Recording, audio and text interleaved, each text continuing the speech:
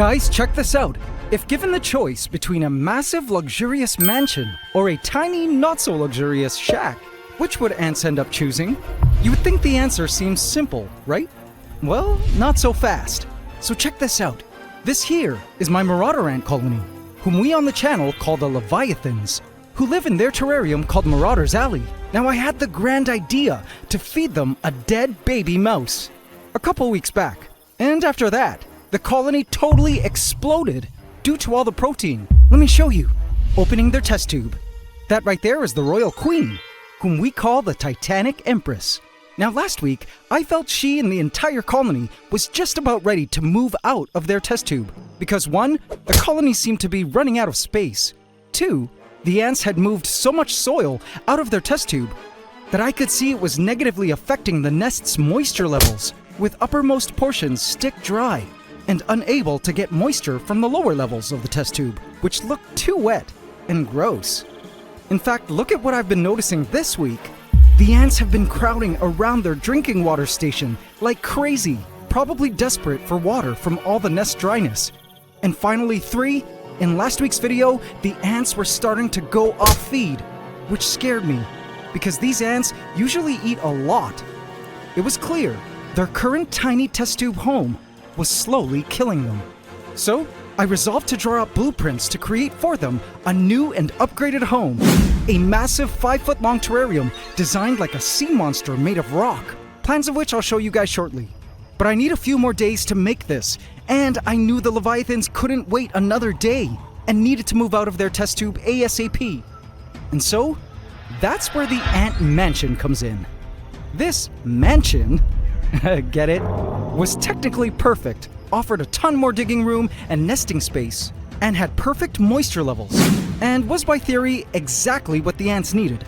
But what the ants ended up doing was completely not what I expected at all, and will surprise you as well. Will the ants choose to move into the tantalizing ant mansion I made for them? Or will they choose to remain in the simple and tiny home they've been living in their whole lives, despite all its issues? You're about to find out, here, on the Ants Canada Ant Channel. Please subscribe to my channel and hit the bell icon. Welcome to the AC family. Enjoy. AC family, after uploading last week's very concerning video, I went straight to work at building the ants' temporary holding nest. I was scared the colony was possibly dying due to an insufficient nesting space. This species, after all, is one of the hardest ant species to keep in captivity, and I was scared of making a mistake. But the ants really did surprise me in the end. Despite me creating plans to help them, I had no idea. All along, they had some plans of their own, which blew my mind. So as always, do stay tuned until the end for a certain surprise reveal. Now before we see if our Leviathans move into their new mansion, I have to show you what the colony looks like right now. They're just growing by the day, guys. The colony at this point is just insane. I mean, other than fire ants, I don't think I've ever seen a species so exponentially explosive in numbers as our Leviathans have been. It makes me wonder how massive these colonies actually get in the wild.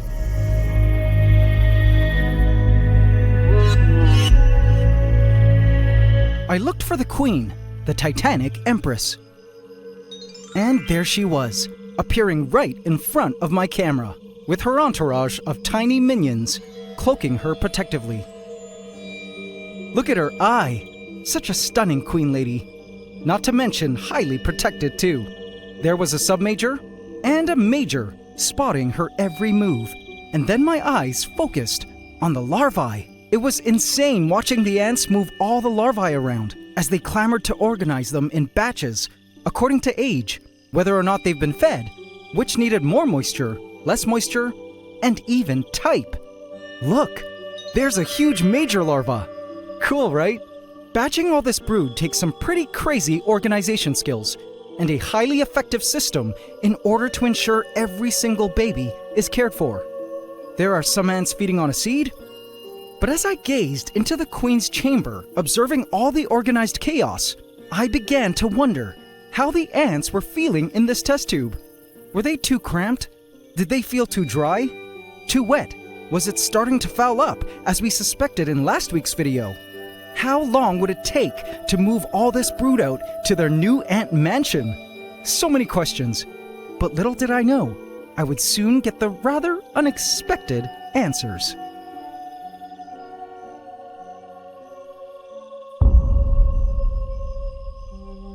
AC family, behold the structure that would become our Leviathan's new mansion. It's a glass cookie jar. And it was time to get to work. I got my bag of bioactive cocoa fiber, the same digging medium I used for their current test tube, and began to fill the glass jar with it. I made sure to really pack it down so that if and when the ants would burrow into it, there would be some structure and integrity. Once done, I placed the lid back onto the jar and proceeded to remove some of the decor from Marauder's Alley. Then placed some of the rocks over to the other side to make space for the mansion. Finally, I placed in the mansion and partially buried the bottom part of it into the substrate. And just like that, the mansion was in. The Leviathans now had access to their brand new luxurious massive home. And I couldn't wait to see how the ants would react to it. And look, an ant had already scoped it out and was heading back to the colony to tell them about it. The first few ants came curiously to inspect the opening. This smells strange. I wonder where this massive structure came from. Let's check out the darkness of the inside, shall we? The ants proceeded to enter the opening with extreme caution. For all they knew, this was a trap from some predator or a human wanting to eradicate them. I squirted a bit of water into the opening to make it more tantalizing, and this really brought the ants to come checking things out. A big crowd had learned about the mansion now, and I've seen this process happen hundreds of times in my many years of ant keeping. Soon one of the ants will have a brilliant idea to start digging into the mansion, and once ready, the colony would be shipping out all the brood and even the queen from the castle. Right now the castle entrance looks calm, but I couldn't wait to see the procession of ants and brood and queen pouring out of these castle entrances to move into their mansion. But while waiting for the swarm to emerge from the castle, I want to take a quick moment to show you guys my plans for our beloved Leviathan's future terrarium. So this here is my plan for the Leviathan's future terrarium. When I showed it to you guys briefly in last week's video, a lot of you loved it, but perhaps misinterpreted the drawing. Let me break it down for you. First, many of you commented saying you thought the creature you see in the terrarium is a dragon. Well, close. It's a sea monster. You see, I looked up the name Leviathan, and according to Encyclopedia Britannica, Leviathan comes from the Hebrew Livyatan, which comes from a root that means to twist, turn, wind, or coil. Today, the name is often used to refer generally to a sea monster, or to any gigantic, powerful thing. And so, I took this definition and came up with this drawing. Basically, it's a sea monster, but check this out. So the ants will be able to nest on the left side of the terrarium, sandwiched between glass, so we can still see the underground chambers, just as we've been big brothering our Leviathans within their test tube. But AC family, here's the cool part. My plan was for the ants to be able to emerge from the sea monster's open mouth, then trail along the sea monster's body, twisting and turning down a path to get to their food placed somewhere along the beast's body, fitting for the Leviathan's very name and trailing behavior. Now, some of you mentioned that as much as you liked this design, you preferred more natural setups. But I think some of you may have missed that the entire beast will be made of rock and naturalistic constituents, and not like a big figurine. I also plan for fog to periodically drool from the mouth when hydrating the nest portion. Also, the entire front will be open and glassless, so this will be a rather open concept type setup, seeing as unlike fire ants, these ants don't seem very hard to contain and aren't always looking to escape. I could add water to the bottom to make this a paludarium, but I'm unsure if these ants do well around bodies of water. I did this with my past fire ant setups because I know they can float on water and are okay living around it. But for our Leviathans, I didn't want to take that risk, lest we have majors slipping into the water below and drowning. So what do you guys think of this design? I think it should turn out pretty epic, or at least I hope it does. Anyway, it will take me another week or so to complete, but meanwhile, I was hoping our leviathans would start moving into their new mansion. Let's see how they're doing. Alright, well, it did look like the ants had some kind of plan going on. A lot of ants seemed to be preoccupied with some operation now starting. I even saw ants bringing out grains of cocoa fiber, which meant they had already begun digging. Yay! My plans were working! By day 2, the ants were still working. Alright, I wondered how long it would take the ants to build a space big enough to move in. Day 3. Still working. Day 4. Still working, and ants not having moved in yet. Day 5. Still working, and no move. Day 6. Still working, and no move. What struck me as peculiar was the fact that the ants were taking so long to move. I could have shone a bright light onto the test tube to really drive them out of their test tube, but I didn't want to do that. And I'm glad I didn't, because little did I know, the ants knew exactly what they were doing. Eventually, I had to feed the ants, as I usually do. And for this feeding, I gave them some mealworm pupae. This was my first time feeding mealworm pupae to the ants, and I totally forgot to pre-crush them, so they struggled a bit as the ants swarmed around to devour them and sting them to death. Oops. The ants did their usual shtick of piling on gravel and debris onto the mealworm pupae. Check out that old discarded roach exoskeleton they're using to bury the pupae with. And then, suddenly, it occurred to me, hey, the ants' appetite was back. The ants had become hungry again, which was a total relief. My guess was the ants ate less last week because the weather was too hot where I live, and they went into estivation, a sort of hibernation mode for tropical ants when temperatures get too high. But today, it had rained, which cooled the temperatures of my ant room down considerably, thereby awakening the ants and bringing back their appetite. Good to know for future reference. And wow, look! Even the majors have emerged to come help with bringing in the food. This was honestly so good to see, because I had grown worried that the leviathans were going off feed. But nope, this was their typical swarm, and their way of blessing the food offerings we gave them. I suspected that all this nutrition would also give the ants the energy they needed to start the great emigration into their new mansion.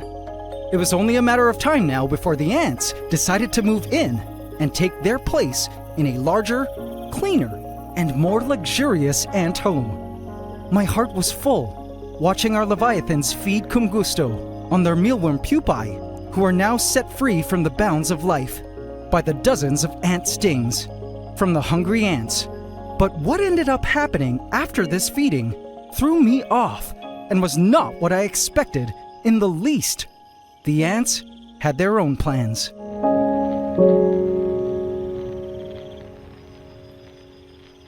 The next day, I was surprised to see this. No activity. Okay, one ant, but where did everybody go? Okay, this was totally not what I expected at all. I expected the ants would have moved in by now. Or did they move in? I opened the nest to see what was going on inside. Okay, they're here. The first thing I spotted was a major. Huge. Not quite a super major, but still huge. I also admired the curtains of brood that stuck beautifully onto the smooth surface of the glass.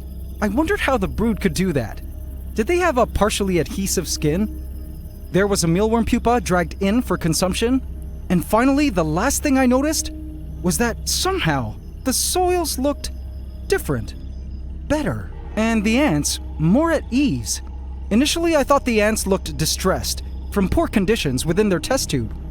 But for some reason, looking at the ants now, they seemed all right. Tell me if you notice it too, but the areas of cocoa fiber that used to look completely dry were now somehow moist again. What? Then I noticed the ants had transported a huge dry chunk, which used to be at the top of their test tube, down to what used to be the wet mucky area at the bottom. The Titanic Empress appeared with all her minions around her. And then suddenly, something came to me that blew me away. Hold on a sec. The ants at the water test tube. No. Could it be possible that the ants were drinking this water, then bringing it back to the nest and regurgitating it up to moisten the dry areas of the nest? Can ants even do that? Technically, they could. But wow, if this was the case, this was the very first time I'd ever heard of ants doing such a thing. All along, these ants were in total control of their nest conditions. And as I usually do, I guess I had unnecessarily freaked out, thinking they weren't. After thinking about it for a bit, not moving into the mansion and staying in an environment they were familiar with, knew was safe, and could modify and customize accordingly was indeed a good strategy. They can't just trust a new space will be a suitable home right off the bat, although I know some ant species like fire ants would. A random alien space, which technically the mansion was, as it was more of an alien spaceship that appeared out of nowhere, could turn out to be a very dangerous or unstable home. And it did seem the collective ant intelligence of the Leviathans deemed the mansion I gave them unsuitable to move into right now, for reasons unknown. Was it too wet? Too dry? Smelled funny? Wrong pH level? Too big? I had no idea. But one thing was clear. The ants actually preferred to stay home, despite its small size. And I was okay with that. The ants, even after day 10, still did not move into the mansion. And I'm certainly glad I didn't force them out through light, if staying home was what they truly wanted. All of this was a good reminder that as an ant keeper, there is a point where I need to trust in the intelligence of the ants to adapt and survive. The most I can do for them is provide them the resources, food, and space I think they need to survive. But in the end, the final say would always be the ants. And not what I feel the ants should do. Ant keeping, after all, was a mutual partnership between humans and ants. And in this case, I guess I was reading them wrong all this time. Their rejection of the mansion was their way of telling me loud and clear, "Bruh, we love our little ant shack, so don't worry so much. We got this. Just build our terrarium, please." Okay, noted, Leviathans. Noted. I guess in life, bigger doesn't always necessarily mean better. And sometimes, there really is no place like home, even for ants. I've already begun working on their new terrarium, which I will debut very soon. So guys, if you haven't yet, do hit that subscribe button so you can continue to follow this epic life story of our Leviathans, who will soon move into their new forever home. But meanwhile, I'll keep the mansion in Marauders Alley, in case they change their mind and want to move into it. And if you enjoyed this video, please remember to hit the like button, as it really helps a lot to let YouTube know you enjoy these ant videos and that they're worth sharing to new audiences. Thank you all for allowing these ants into your hearts. I'm excited to discover with all of you what's next in this ever-unfolding, twisting, and winding Leviathan story.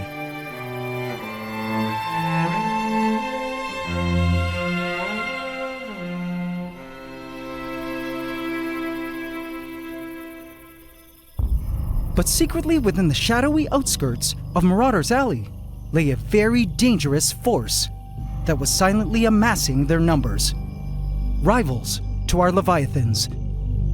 The Crimson Queen and her growing army of fire ants, named the Crimson Knights, watched from afar, promising themselves that one day their kingdom would overthrow that of the Leviathans, who seemed to be taking over the channel and winning over love from AC family everywhere. "Not over my dead body," the Crimson Queen uttered. "For 3 generations, fire ants have always ruled the Antiverse." The workers had just finished off a roach on their feeding grounds and were about to explode in numbers, determined to catch up to the Leviathan army. "The Leviathans," the Crimson Queen vowed, "shall see their ultimate doom at the stingers of the Crimson Knights."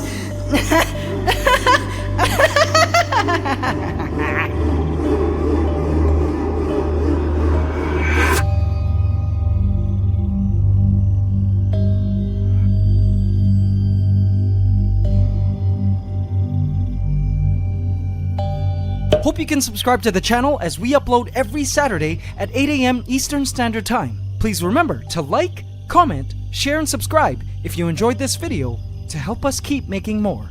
It's Ant Love, forever.